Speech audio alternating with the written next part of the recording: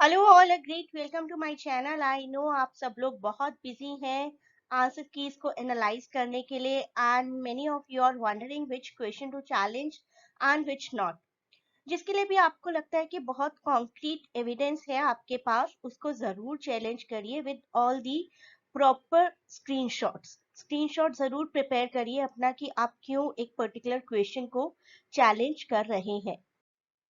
First shift के paper को हमने डिस्कस कर लिया है मॉर्निंग में। अब हम डिस्कस करें 24 जून के पेपर को। इस क्वेश्चन में आंसर है ऑप्शन 2 नेपाल, और जो आंसर गिवन है आपको आंसर की में, that is answer for USA.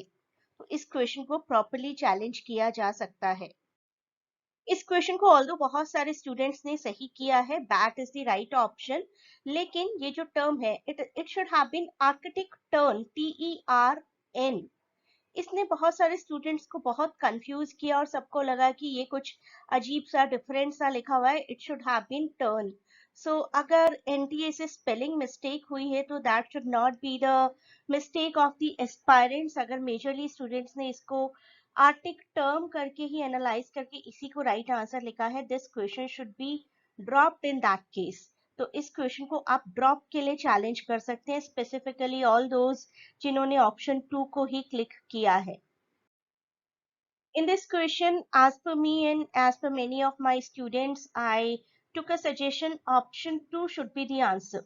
102 should be the answer, not 101.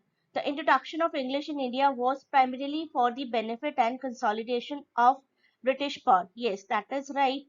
English caters to the social and economic aspirations of the emerging middle class and urban elites of India. That is also right, but these two are not interlinked, so this reason cannot be the reason for this assertion. So both are right, but A is not the correct explanation of A. इस question को लेकर थोड़ी सी confusion है, इसीलिए मैं आपको advice कर रही हूँ कि दिस कैन बी ड्रॉप्ड। क्योंकि आप देखेंगे यहाँ पर पोम, फिक्शन, फिक्शन कुछ जॉनरास लिखे हैं। तो जॉनरास के बेस पर वी कैन से कि पहले टाइप्स लिखी हुई हैं और फिर जॉनरास लिखे हैं, उसके अकॉर्डिंग तो this this one should have been the option. Phonetics, phonemes, morphology, morpheme, ये सब ऑप्शंस हैं एक मेजर जॉनरा के, जो कि है लिंग्विस्टिक्स।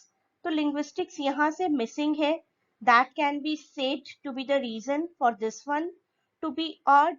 और कुछ स्टूडेंट्स कह रहे हैं कि autobiography, biography, life writing is not actually fiction, तो इस वजह से इस क्वेश्चन को ऑप्शन 4 राइट आंसर बता रहे हैं। लेकिन बहुत कंफ्यूजन है, आई थिंक कि ये फिक्शन यहाँ होना ही नहीं चाहिए था।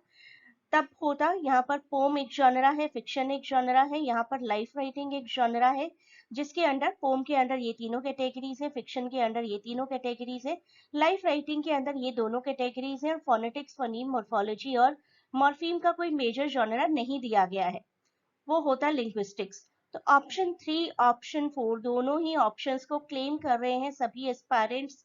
सो इस कंफ्यूजन की वजह से this question can be dropped.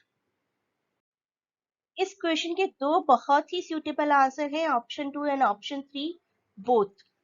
तो मुझे लगता है कि आप में से किसी ने भी ऑप्शन 3 या ऑप्शन 2 में से कुछ भी चूज किया है, they should be getting the right marks for this one. तो या तो इसको ड्रॉप करने का चैलेंज होना चाहिए, या every student who has chosen either 3 और 2 should be given the marks. And this question should be dropped because there is no concrete evidence विजय तेंदुलकर को कौन से प्ले के लिए साहित्य अकेडमी अवार्ड मिला था। Although Natak academy award was given for Shantata court chalu aahe, but option says Kanyadan, but we do not get the proper proofs for it. So this question should also be dropped. So this is what could be analyzed at a very concrete level. अगर आपको लगता है कि कोई बहुत अच्छा answer आपको लगता है कि होना चाहिए इंस्टेड ऑफ द आंसर की गिवन, और आपके पास एक प्रॉपर प्रूफ भी है, then go for that. We can discuss the same in comments.